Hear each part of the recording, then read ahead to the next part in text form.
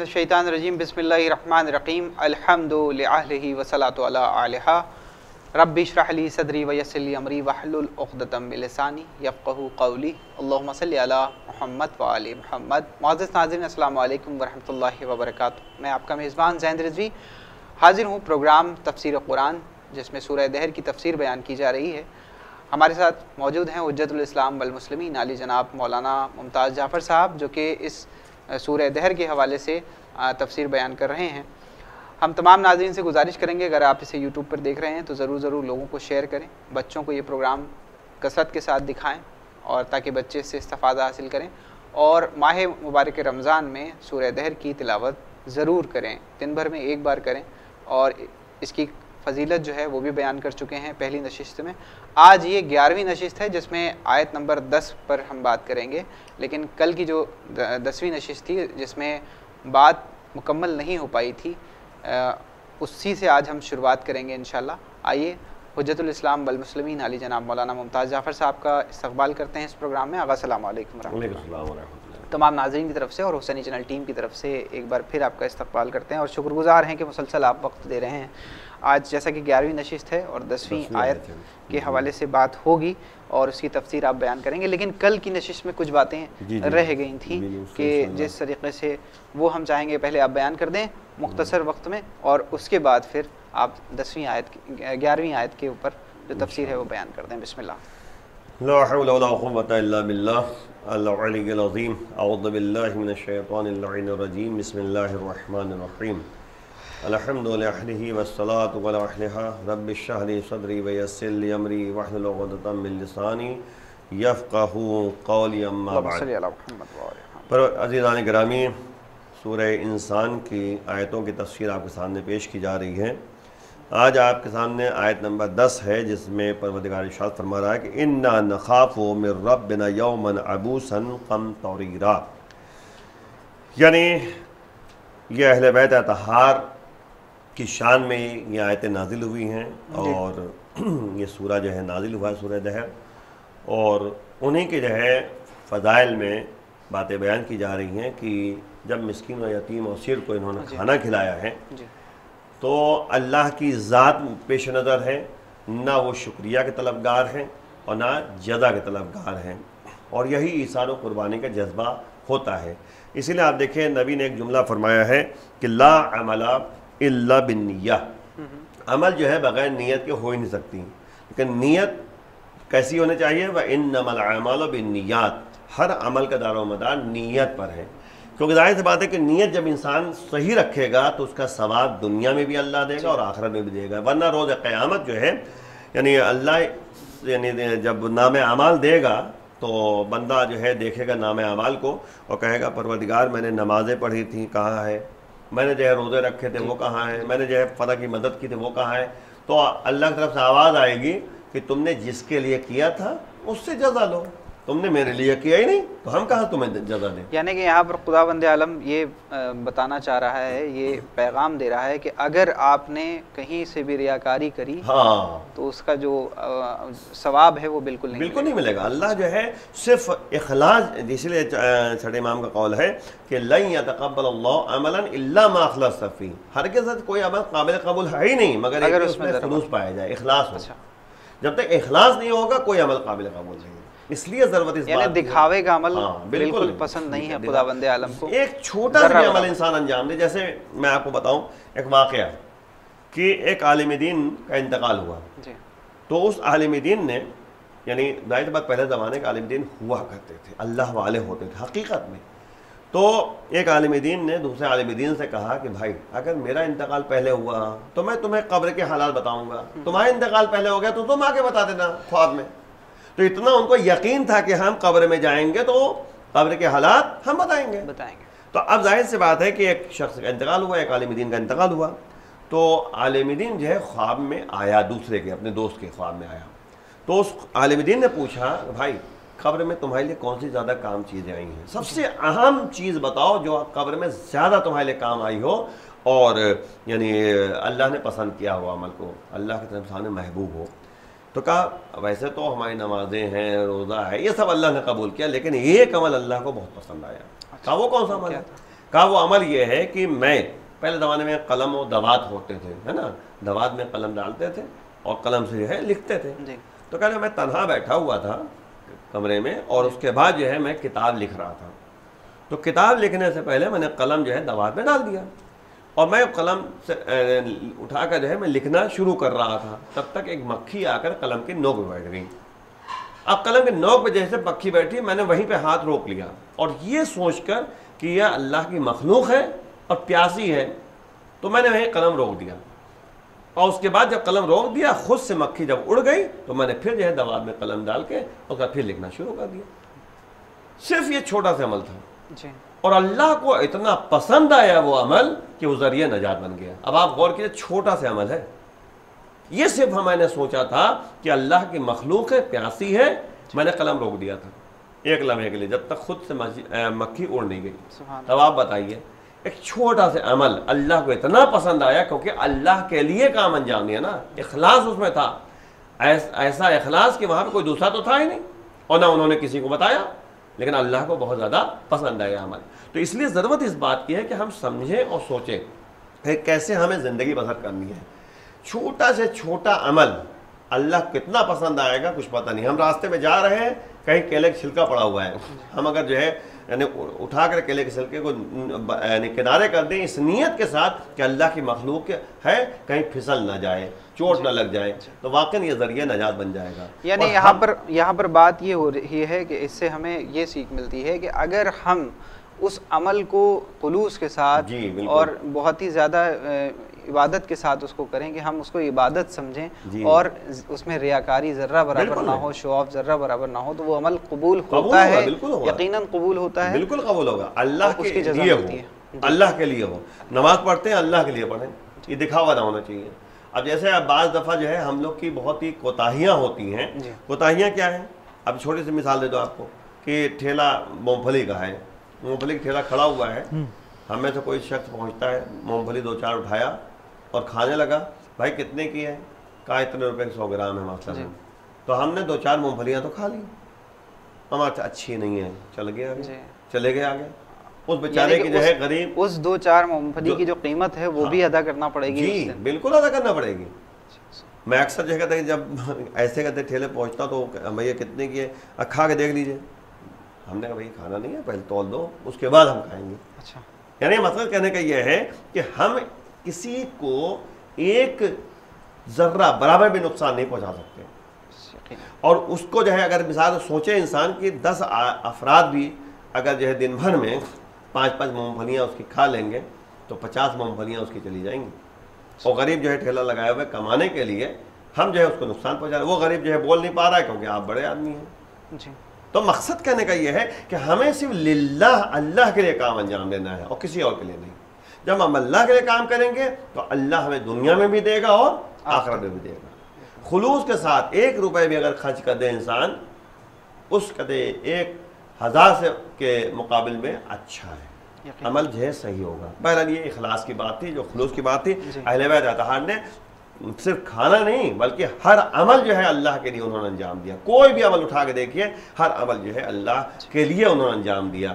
ورنہ کیا تھا؟ یہ وہ شخصیات تھی کہ جن کے ہر عمل سے ان کو پہچانا گیا. اور جس طریقے سے آج کہا جائے کہ دین اسلام کو اتنا زیادہ فائدہ پہنچا، وہی مسئلہ ہے کہ اب ہم لوگ وہی مسئلہ ہے کہ لمبی گفتگو ہو جاتی ہے کہ شہزادی فاطمہ رات بھر عبادت کرتی رہیں، ہے نا، نمازیں پڑھتی رہیں، روزہ یعنی دعائیں مانگتی رہیں، لیکن آپ نے دعا نہیں مانگی.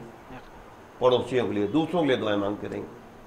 تو اس کے بعد جو ہے امام حسن علیہ السلام جو کمسن تھے تو انہوں نے جو ہے پوچھا، مادر گرامی آپ تو رات بھر عبادت کرتی رہیں، دعائیں اپنے لیے نہیں مانگی؟ سب کے لیے دعائیں مانگتی رہیں. تو انہوں نے کہا کہ اول جار ثم دار، پہلے پڑوسیوں کو دیکھو پھر اپنا گھر دیکھو. یعنی پڑوسیوں کا خیال کا مطلب یعنی پہلے دوسروں کا خیال کرو پھر اپنا خیال کرو. اسی لیے جو ہے کہتے ہیں کہ یہاں تک میں جلدی صاحب کے سامنے ایک حدیث نقل کر دوں کیونکہ وہی مسئلہ ہے کہ بات زیادہ ہے لیکن مطلب جلدی صاحب کے سامنے کہ ایک حدیث ہے جو رسول کی طرف سے ہے کہ فرما رہے ہیں کہ من افضل الاعمال عند اللہ ابراد الکباد الجارہ، اور یعنی عند اللہ ابراد الکباد الحارہ، یعنی بہترین عمل جو ہے اللہ کے نزدیک جو ہے وہ یہی ہے کسی کے دل کو ٹھنڈک پہنچانا، جگر کو سکون پہنچانا، قلب کو سکون پہنچانا. اگر یعنی گرم ہے، جیسے ہوتا نہیں کہ انسان پریشان رہتا ہے تو کھولنے لگتا ہے دل، اس کا جگر کھولنے لگتا ہے، تو ہم کسی طریقے سے اس کے جگر کو، اس کے دل کو ٹھنڈک پہنچا دیں، سکون پہنچا دیں. زبان کے ذریعے بات کر کے ہونا تو بات کر کے، پیسے سے لیے پیسے کے ذریعے، کھانے کے ذریعے ہو تو کھانے کے ذریعے پہنچا دیں. یہ اللہ کو بہت پسند آتا ہے عمل. اور اس کے بعد جلدی سے بتائیں وَإِشْبَاعُ الْكِبَادِ الْجَائِعَ، جو بھوکا ہے اسے تم کھلا دو، پیٹ بھر کے کھلاؤ. اشباع مانے ہوتا ہے پیٹ بھرنا، تو اس کو پیٹ بھر کے کھلاؤ. یہ اللہ کو بہت پسند ہے. تو اب اس میں دیکھیے کہیں یہ تو نہیں لکھا کہ مومن ہو یا مسلمان ہو، یعنی کہا ہے کہ تم جو ہے جو بھی ہو اسے تم پیٹ بھر کے کھانا کھلاؤ. یہاں تک کہ جانور بھی اس میں شامل ہیں، مسلمان غیر مسلمان سب شامل ہیں. یعنی آپ غور کیجئے کہ اتنا زیادہ اہمیت دی گئی ہے دوسروں کا خیال کرنا. اسی لیے جو آپ دیکھیں امام جعفر صلی اللہ علیہ وسلم جو ہیں سب کو روٹیاں دیتے جا کے، سب کو، یعنی چاہے مسلمان ہو چاہے غیر مسلمان ہو، سب کو جا کے روٹیاں تقسیم کر کے آتے تھے رات کے سناٹے میں چھڑے امام. یہ باقاعدہ روایت موجود ہے. والذی نفس محمد، یعنی جس کے قسم ہے اس ذات کی جس کے ہاتھ میں محمد کی یعنی جان ہے، یعنی اللہ قسم کھا کے نبی فرما رہے ہیں کہ بیدہی جس کے ہاتھ میں جو ہے یعنی محمد کی جان ہے، اس کی قسم کھا رہے ہیں، یعنی اللہ قسم کھا رہے ہیں کہ لا یؤمن بی عبد، وہ بندہ میرے پر ایمان لایا ہی نہیں، لا یؤمنو نہیں لا سکتا، نہیں لایا ہے وہ. کون؟ وہ بندہ. کون بندہ؟ کہ یبیت شبعان، وہ رات پیٹ بھر کے سو جائے. یبیت شبعان، شبعان مانا ہوتا ہے پیٹ بھر کے، یعنی ایک بندہ جو پیٹ بھر کے رات میں سو جائے، رات گزارے. وَأَخُوهُ، اخوہ المسلم جائے، یعنی اس کا بھائی جو مسلمان ہے وہ بھوکا رہ جائے. اور یہ مانا کہ روایت میں ہے کہ جارہو، جار مانے ہوتا ہے پڑوسی، یعنی خود انسان پیٹ بھر کے سو جائے اور پڑوسی اس کا بھوکا رہ جائے.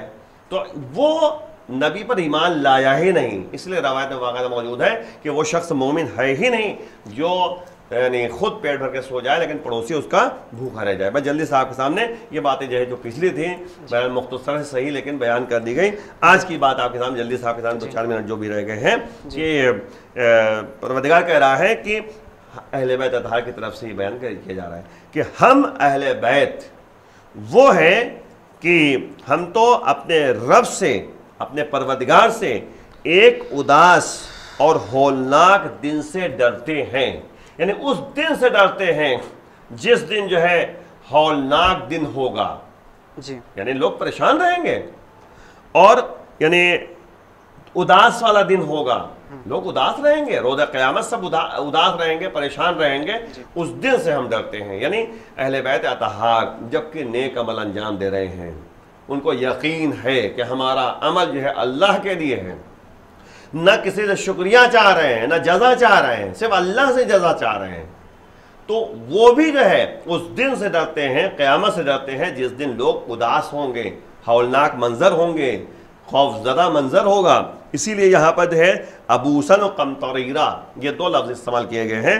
یعنی مطلب یہ ہے کہ ابوس کہتے ہیں تیوری چڑھانے والا، یعنی چہرے ایسے ہو جائیں گے کہ یعنی بھویں جو ہے کہتے کہ جیسے ہوتی نہیں کہ سکڑ جاتی ہیں اور انسان کا چہرہ غصے میں ہوتا ہے، تو یہ ایسا ہوگا کہ وہ غصے میں اس لیے ہوگا، چہرہ اس کا اس لیے جو ہے تیوری چڑھا ہوگا کہ اے کاش میں نے دنیا میں عمل صحیح انجام دے دیا ہوتا.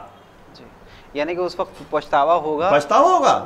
اسی لیے قرآن میں موجود ہے کہ یعنی جب حساب کتاب کا دن ہوگا تو سب کے سامنے وہ کہے گا، یہ کہے گا اے کاش میں خاک بن جاتا، اے خاک میں مٹی بن جاتا. یہ باقاعدہ قرآن کے جملے ہیں، روز قیامت یہ کہے گا. اور سب سے اہم مسئلہ یہ ہے کہ پھر شیطان وہی نظر آئے گا سامنے. قرآن کے جملے ہیں کہ شیطان کی طرف اشارہ کرے گا وہ شخص کہ پروردگار اسی نے بہکایا تھا، اسی نے بہکایا تھا جس کی بنیاد پر میں نے یہ کام انجام نہیں دے پایا، میں یہ کام چھوڑ دیا، میں نے یہ کام انجام دیا. یہ شیطان کہنے پر تو شیطان وہی چلا کے کہے گا لا تلومونی لوموا انفسکم. قرآن کے جملے ہیں. وہ شیطان وہیں سے چلا کے کہے گا لا تلومونی، تم مجھے برا بھلا مت کہو، لوموا انفسکم، تم اپنے کو برا بھلا کہو، اپنی ملامت کرو، میری ملامت نہ کرو. میں نے کیا کیا؟ میں نے صرف راستہ دکھایا، تم دوڑتے ہوئے آگے کیوں آئے تھے؟ کس نے کہا تھا تم سے آنے کے لیے؟ میں تو صرف راستہ دکھایا تھا نا۔ اسی لیے قرآن کہتا ہے کہ شیطان کا کام ہوتا ہے کہ مزین کر دینا، دنیا کی خوبصورتی کو پیش کر دینا۔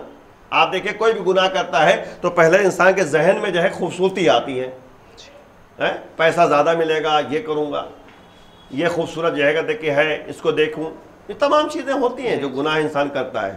تو اس کی بنیاد پر یہی ہے کہ اللہ یعنی نے شیطان کو جو ہے امتحان کے طور پر چھوڑ رکھا ہے، تو ہم امتحانات سے گزرے تو صحیح، یہ دیکھنا ہے ہم کو کہ اللہ کے لیے ہم کام کر رہے ہیں یا شیطان کے لیے کر رہے ہیں۔ تو روز قیامت جو ہے وہ کہے گا کہ تم اپنے کو کہو برا بھلا، ہمیں نہ کہو، ہم نے کچھ نہیں کیا، ہم نے صرف دکھایا۔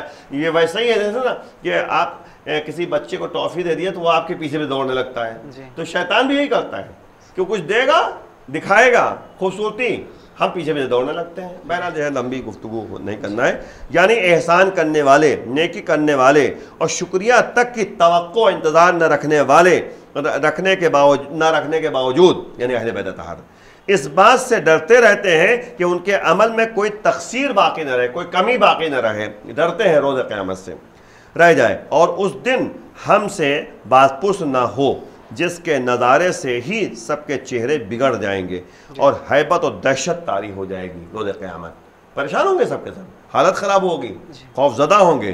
اسی لیے یہاں پہ خوف جو کہتے ہیں، خوف کہتے ہیں خطرے کا احساس، خطرے کا احساس ہوتا ہے ہم اس سے بچیں۔ مثال طور پر جو ہے کسی نے کہا کہ بھائی وہ فلاں جگہ پہ جو ہے یعنی ایسا یعنی کتا رہتا ہے جو کاٹ کھاتا ہے، کاٹ لیتا ہے، تو پھر انسان جو ہے وہاں ایک خوف پیدا ہوگا، اس سے بچے کیسے؟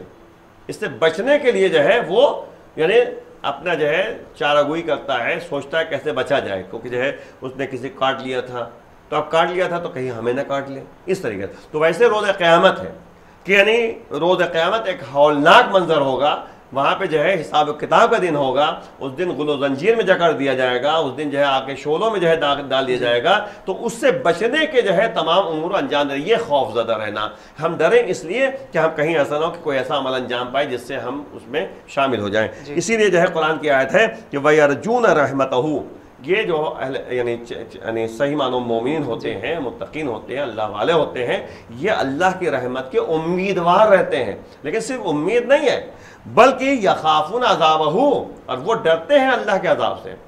دونوں باتیں دنیا میں اگر انسان زندگی بسر کر رہا ہے تو خوف اور رجا کے درمیان زندگی بسر کرے، امیدوار بھی رہے اور خوف زدہ بھی رہے۔ یہ نہ ہو کہ کہ بالکل رحمت پروردگار کے سرشار ہو گئے کہ ہم کچھ بھی کرتے رہے اللہ کی رحمت ہم پر نازل ہوگی، اور پھر ڈرے اتنا کہ ہم کچھ بس چلتے رہیں ایسے کہ اللہ کی رحمت اور ہر چیز میں اس میں یہ ہوگا کہ ہر چیز میں شک ہونے لگے گا کہ یہ قبول ہوا کہ نہیں ہوا، یہ کیا کہ نہیں کیا۔ اس لیے جو ہے بس دونوں درمیان پر خوف رجا، اور رجا کہتے ہیں امید اور خوف کہتے ہیں ڈر، یعنی ہمیں امید کو بھی ساتھ رکھنا ہے اور اس کے ساتھ ساتھ خدا کا خوف بھی رکھنا ہے۔ اسی لیے جو ہے ایک جملہ آخر میں کہتے ہوئے کہ قرآن نے یہ کہا ہے کہ انما یخشى اللہ من عبادہ العلماء، بندگان خدا میں صرف وہی لوگ ڈرتے ہیں، صرف کہا ہے اللہ نے، انما کا لفظ استعمال کیا ہے، جو علماء ہیں، یعنی علماء ہی جو ہے اللہ سے خوف زدہ رہتے ہیں۔